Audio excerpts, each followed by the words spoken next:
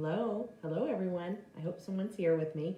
I just thought I would come on here today and tell you a few little tips about decorating mistakes that people make. It's this time of year, I guess, that everybody is wanting to freshen up their houses and redo lots of things. And the last couple of days, I have had tons and tons of people email me and hi Jason. He's always the first one to be watching. Hi Renee, how are you? Asked me different ideas about drapes and furniture placements and different things.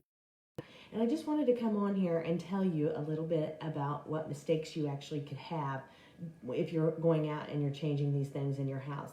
And if you're not changing things in your house, some things you can do. Hi Kathy, how are you?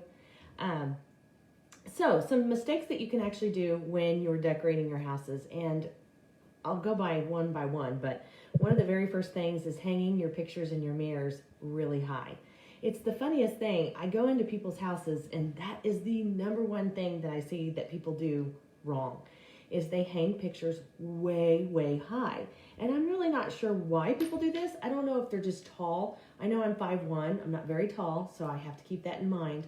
But normally and typically, I'll have to be honest, I don't put a lot of the pictures up in our house. I have Jason do it. But I will, he'll say, where do you want it? That's the first thing he'll say, is where do you want the pictures at?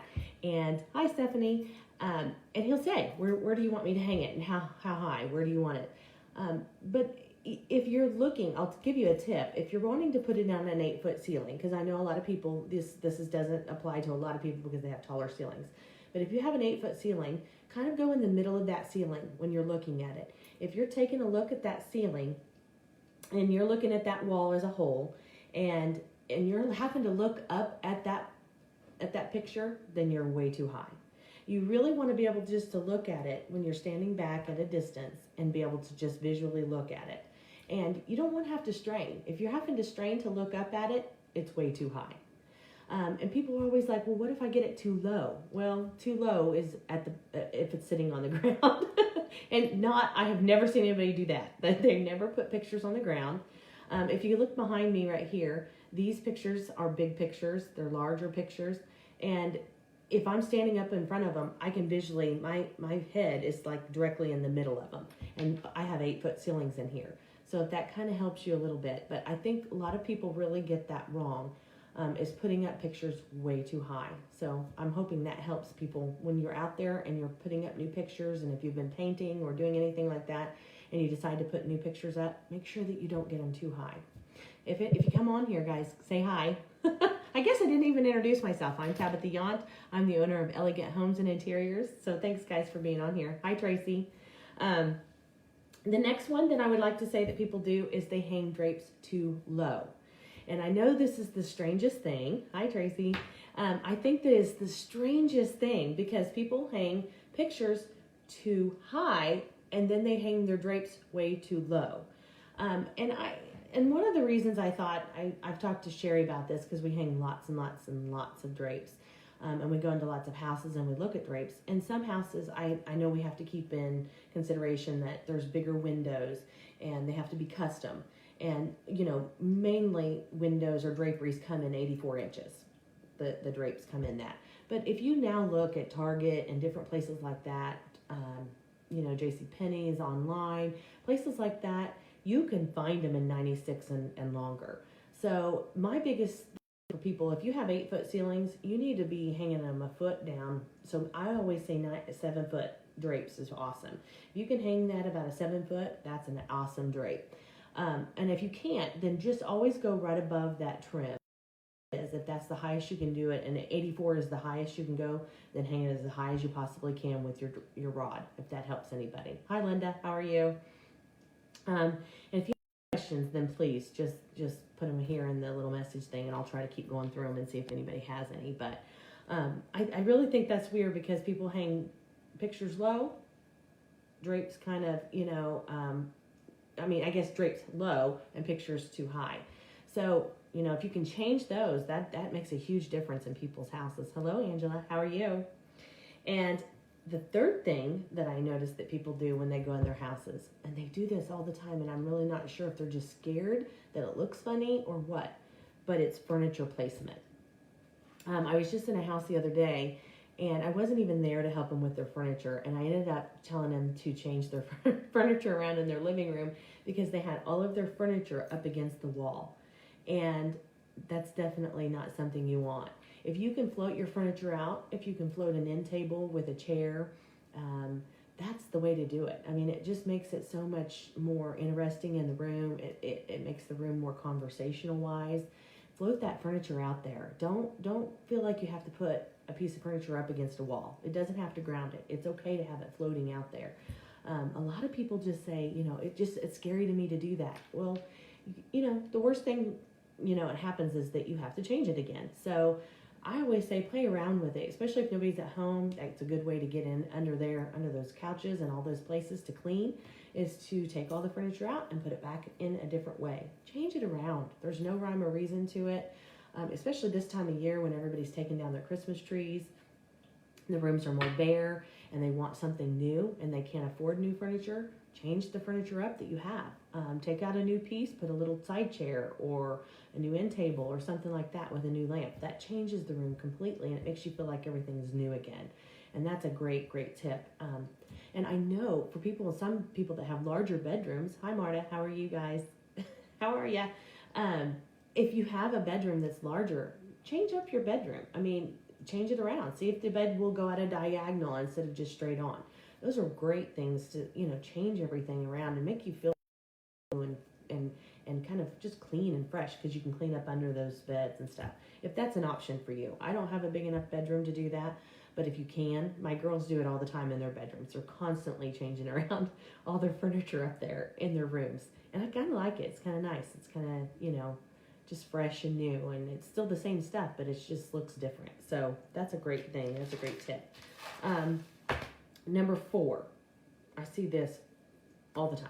I think this is probably my number one thing that I see people do constantly, is they have the same size accessories. And this really goes for pictures. This goes for everything. I'll go into a very large house that has these huge vaulted ceilings, and you'll have this little bitty tiny picture on the wall. And the picture's beautiful. It's just they don't go big enough. Hi, Toby. How are you? And so I think the biggest thing that people go wrong with is going so small with their accessories. So if you have a larger home with even if you don't have a larger home, even if you have an 8-foot ceiling or something like that, look at these big pictures back here. This is a smaller, I don't know if I can do this without taking everything. Look how big that picture is on such a small wall, but it makes a huge statement. I try to stress with everyone, when you're picking out pictures, you're picking out chandeliers, yes, you can go too big, but honestly, try to go larger, because I think people tend to go smaller with these things. And I don't know why, but I just think that makes them feel like, okay, if this is smaller, then it won't look so out of place. Just try to make sure that those accessories and things like that you go a little bit bigger.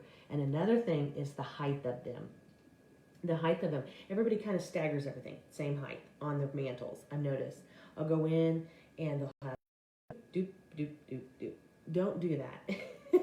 If that helps you, if you can try to give it dimension and have different heights and different if you have a big portrait, make sure that you're flanking that side of the mantles with different heights of different accessories on each side, and it gives it just so much personality when you do that. And I really think that lots of people do that just not knowing. I guess you just don't know what you don't know, and so now you know. So if you go in there and you're wanting to change out your mantle, when you're out shopping at Hobby Lobby, at Kirkland's, at TJ Maxx, or wherever you're trying to find those accessories, try to find accessories that have different heights, especially when you're going and putting things on your end table. I really like to see a large lamp, and if the lamp illuminates, then you can have a few different accessories and just make sure that they're not at the same height. And the number 5 is keeping the walls white. I noticed lately, every house that I go into, every single house, I don't know why, it's just been lately, I get lots of people scared of color. And it was weird because yesterday, I haven't probably shared this with a lot of people, and I guess here I am, but I am Sherwin-Williams interior designer for color. And I took this role on last year, And I went in there yesterday to kind of go through some different colors, and the color of the year is navel, which we've used in about every house that we've staged this last year, and we love it. It's beautiful. It's a navy, and I'll post these colors. But I wanted a color this year. I talked about different colors, and one of the colors that came up was grays. Everybody kind of goes from grays, and is grays going out? Is it coming in? What's going on? I personally don't think so. I think it's about a preference. If you like grays, you're going to stick with grays. If you're going to want to go with beige, you're going with beige. I'll be honest, I'm about ready to paint my whole entire house, and there's colors that I want to stay with. Some colors I stay with, I've stayed with for 10 plus years. I have red bay in my house. It's in my dining room, and I'll stick with that, and I'm not going to change that. That's just something I really truly like. I have navel downstairs in that dining room that's down there, and I'm going to keep with that. But I am tired of latte. I've had it in my house for, I don't know for how long, for years and years and years. And I'm tired of it. But I'm not really sure if I really want to go with light French gray. I love it. It's beautiful. But now that I'm making this decision for myself, I'm not sure that I want to go all out grays. So I wanted to find a color that was in between gray and beige. And I think I have the perfect solution. And I'll have to post that color with you, and I'll have to kind of go through those. But the biggest mistake that I think people do is keeping their walls white. So the number 5 is keeping your walls white. If you don't know what the colors are, the consultation for me to come in and just tell you what colors to paint your house and the walls is easy. It's simple. It takes maybe an hour.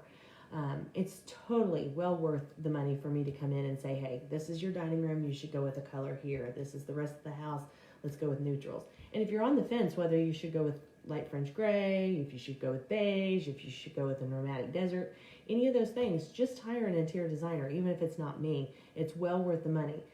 People say painting is inexpensive. It's a good way to do it. It truly is, but it all adds up, especially if you're painting a house that's 3 levels. So I suggest you to invest in someone to come and help you pick out what colors you want. But don't keep your white walls white. That's no fun either. And the worst case scenario, you don't like them, you paint them again. I guess back white. But either way, just don't keep those things. Keep all these things in mind when you're actually out there decorating. I know tons of people are out there right now, and they're telling me, they're like, we want change. We have to have change. We want all these things to happen. And I'm scared. I don't know, our community is not quite open. It'll be open on next month on the 17th. And we'll be able to go through all these different things with you. But right now, I know that people are really, they're really ready for change, and they're out there and they're purchasing things, and I know that's expensive. So I don't want you to make these mistakes. So some of these mistakes that, I came up with are really easy, and you don't have to really spend a lot of money to change these, especially like changing your pictures. I say if they're way too high, just lower them a little bit. Or if your drapery is not tall enough, then go out and just change the drapery. So I hope this was helpful for you guys. Hi, Charles. How are you? I hope this was helpful for you guys. And if you have any questions, then let me know. And we'll talk to you guys soon. Bye-bye.